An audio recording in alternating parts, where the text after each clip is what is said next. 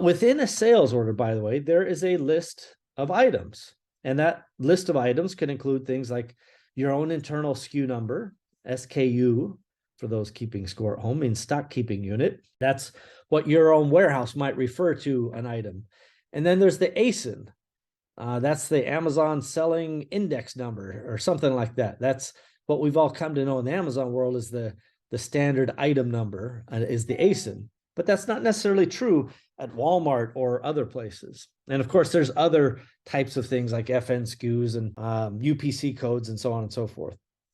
But the base minimum to get an order processed is having that SKU number, the ASIN number, and where is that inventory coming from by individual location, including the Amazon warehouse location. So if you have an item in Amazon, and let's just say you have 3,000 units, those could be distributed between, 3 to 30 warehouses or more. We want to know every single warehouse inventory location by the day. And we want to know its ins and outs, and we want to know how it goes up and down based on sales, and then any other vacillations of that inventory, maybe due to lost items or other damaged items by the warehouse that we need to get credit back for. So that's the Amazon flow that we've discussed, right? It comes in from Amazon, goes through SP API to your finance system, in our case, Parsimony, and then it's translated into sales and invoices, sales orders and sales invoices. The same process happens if you're shipping fulfillment by merchant, right? That top assumption was kind of an FBA flow, but if FBM, fulfillment by merchant, may go through ShipStation, which connects to your Amazon account, and then also can connect to Parsimony to do the same processing of sales orders and invoices, but include the internal warehouse processes that you may have for yourself, like a pick list, a delivery note, and stock entries.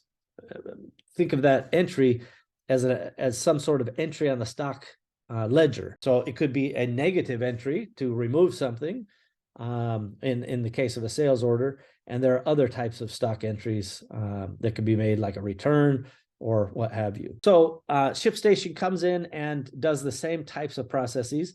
And it doesn't have to be your own personal warehouse. It can be a 3PL that is integrated with ShipStation. There's lots of ways to get this sort of data in. But the point is, the process, all of these little offshoots happen from sales order. If you're fulfilling it yourself, you need that pick list, you need the delivery note, you need the adjustments of your stock to reflect the new current balance. Okay.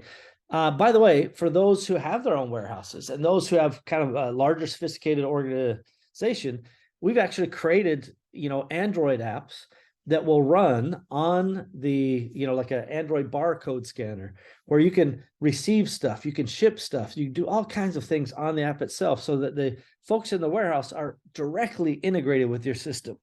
There's no kind of hand reporting and then go doing a bunch of entries. You can literally just do it on an Android app, and which is pretty amazing. It's, if you actually look at a modern warehouse and you're like scanning inventory in to receive it, and then you're picking orders to take it out, and all of those are sophisticated processes, right? When you scan something in, you don't just say, yes, I received this, it's here.